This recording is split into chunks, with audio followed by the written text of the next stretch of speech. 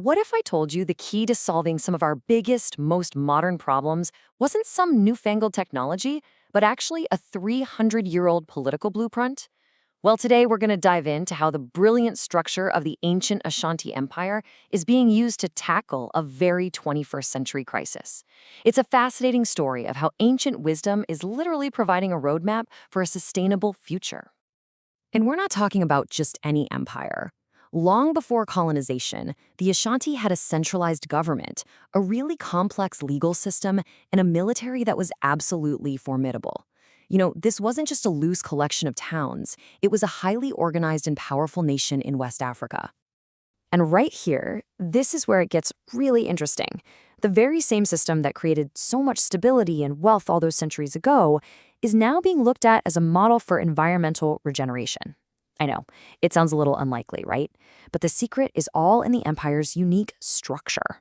So let's break down exactly how it all worked. Okay, first, a super quick timeline just so we're all on the same page.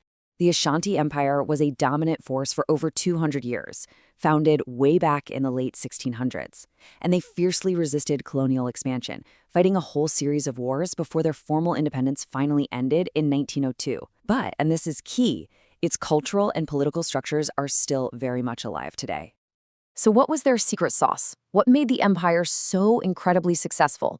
Well, it wasn't just one thing. It was the sophisticated, interlocking system of government, economic control, and spiritual unity. Let's dig into these pillars. At the absolute heart of everything is this, the golden stool. And it's so important to understand this was never ever a throne for a king to sit on. No way. It was, and it still is, considered the literal soul of the Ashanti people, their unity, their past, their future, all embodied in this one object. And that spiritual power created very real political power. It's what forged a single, unified nation out of clans that used to be rivals. It also set up a core principle. The king was more of a custodian, a caretaker, not a dictator. He ruled for the people, on behalf of the stool. And get this, because the British never managed to capture it, it became this powerful, lasting symbol of their sovereignty.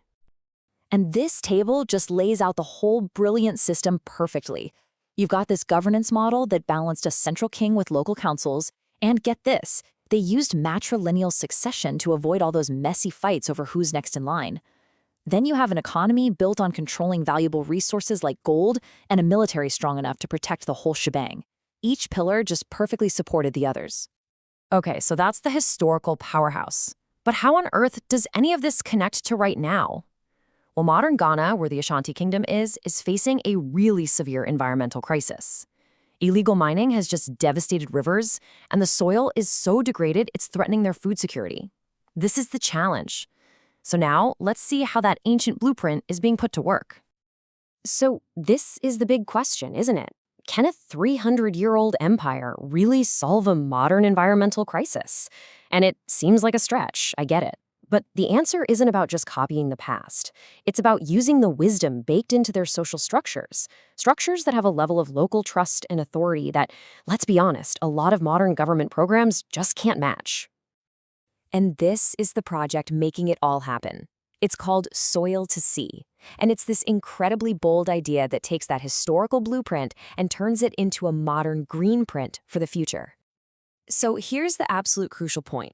The project's goal is to create what's called a circular economy, where waste becomes a resource. But instead of imposing some foreign model, it uses the existing, respected, and super effective traditional Ashanti governance system as its engine.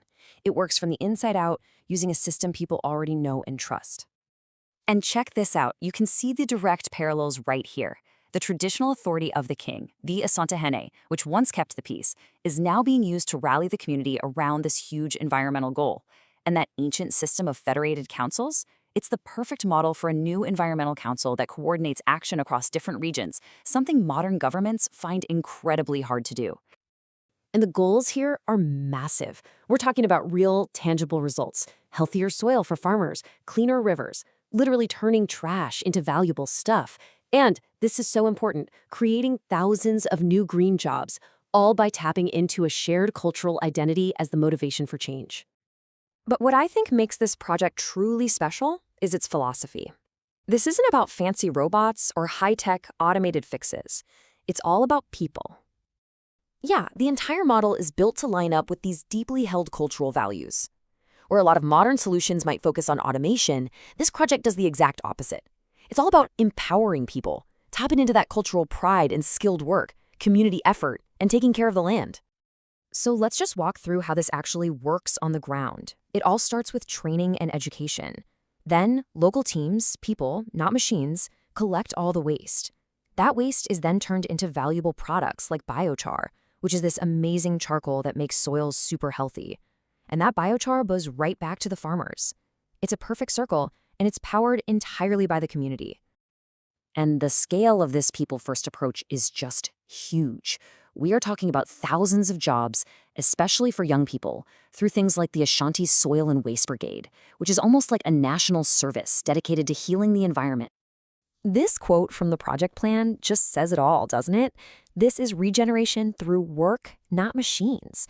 It's about restoring the environment by restoring dignified work and pride.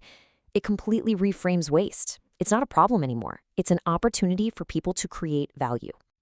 So what does this all add up to? Well, it's about taking this incredible historical legacy and not just putting it in a museum, but actually activating it as a living, breathing model for a better future. So, what are the big takeaways here? First, the Ashanti Empire was anything but primitive. It was incredibly sophisticated, with structures that have real lessons for us today. And the main point is this: by looking to indigenous models, we can find these powerful, effective, human-centered solutions to some of the world's biggest challenges. And that just leaves us with one final thought. The Ashanti Blueprint is just one amazing example. It really makes you wonder, what other powerful, time-tested systems, what other ancient wisdom are we totally ignoring right at the moment when we need it the most?